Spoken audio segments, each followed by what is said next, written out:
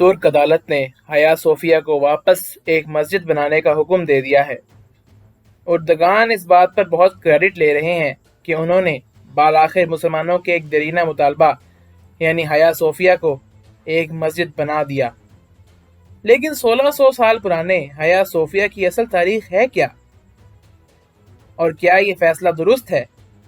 آئیے دیکھتے ہیں۔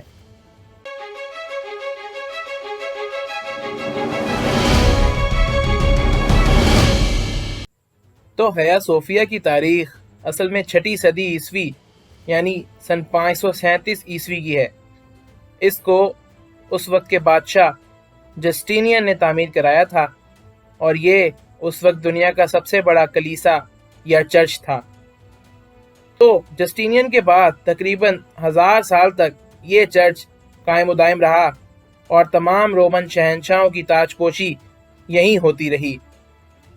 پھر آیا سال 1453 عیسوی جب سلطنت عثمانیہ کے بادشاہ سلطان محمد ثانی نے قسطنطنیہ فتح کر لیا۔ سلطان نے قسطنطنیہ کو فتح کر کے اس شہر کا نام استنبول کر دیا اور حیا صوفیہ کو چرچ سے ایک مسجد میں تبدیل کر دیا گیا۔ اس کے تقریباً 500 سال بعد تک یہ مسجد ہی رہا اور سلطنت عثمانیہ کا ایک اہم حصہ بھی۔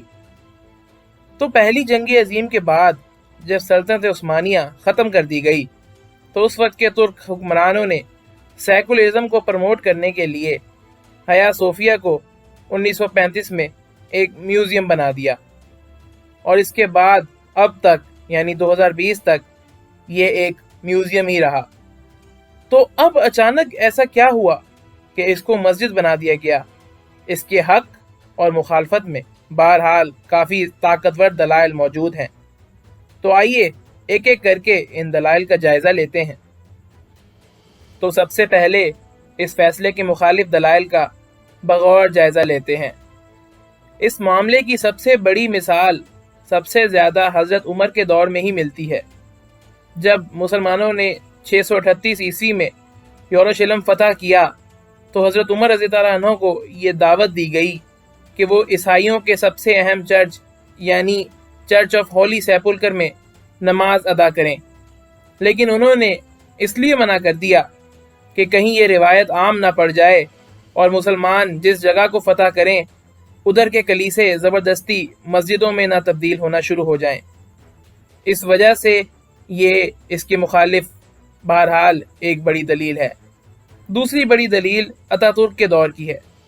اتا ترک کی پالیسی ترکی میں موجود اتا ترک کی بڑی تعداد میں فالوورز اور اس کی عزت کرنے والی عوام ترکی کے سیکولر ڈھانچے کو تبدیل نہیں کرنا چاہتی، جس کی وجہ سے ترکی میں اس مسئلے کے لیے کافی عرصے سے احتجاج چلا آ رہا ہے اور آج اس کا فیصلہ آیا ہے۔ تو آئیے اب اس فیصلے کی حمایت میں موجود کچھ اہم دلیلوں پر غور کر لیتے ہیں۔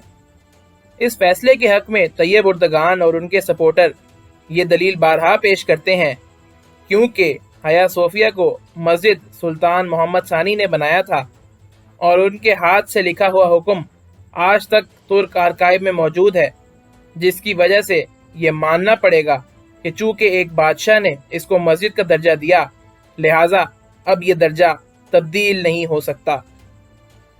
اسی فیصلے کے حق میں ایک اور بڑی دلیل یہ دی جاتی ہے کہ اسپین میں موجود کئی مساجد کو چرچ بنا دیا گیا اور وہ آج تک ایک چرچ ہی ہیں، وہاں تو مسلمانوں کو نماز ادا کرنے پر پابندی بھی ہے۔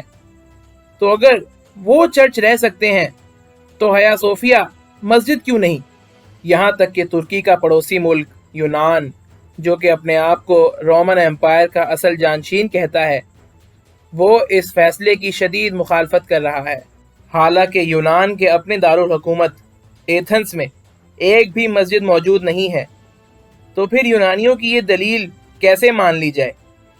دوسری جانب اگر ترک عدالت کا فیصلہ تفصیل سے دیکھا جائے تو ترک عدالت کے فیصلے کے مطابق حیا صوفیہ میں موجود چرچ کی تمام عبارات کو محفوظ رکھا جائے گا، ان کو کسی قسم کا نقصان بھی نہیں پہنچایا جائے گا۔